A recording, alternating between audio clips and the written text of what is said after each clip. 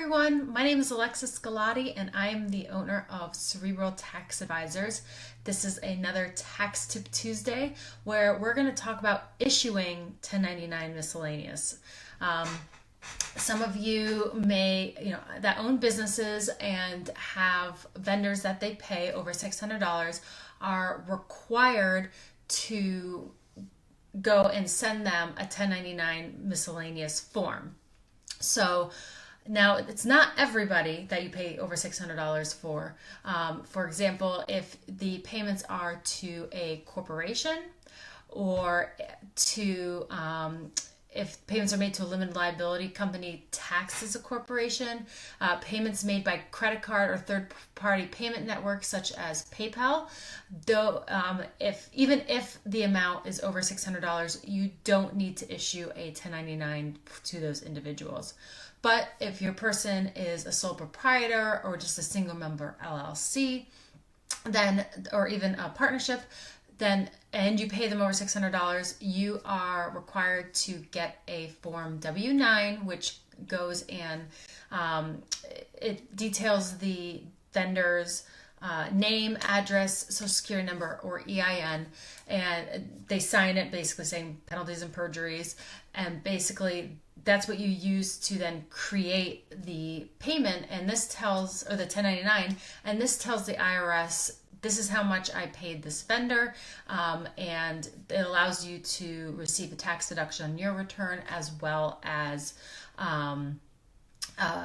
tells the IRS, this person paid me that, or I paid this person this much money, make sure to look for it on their return.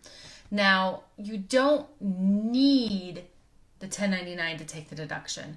You can use other things like canceled checks or invoices from the contractor, but if you don't file these, then there are penalties involved. For 2019, the 1099 penalties are $270 per 1099 or $550 per Form 1099 if the IRS determines that you intentionally disregarded the 1099 filing requirement. So it's my advice to always they're quite easy to go and create and to file online. There are many services online that allow the filing.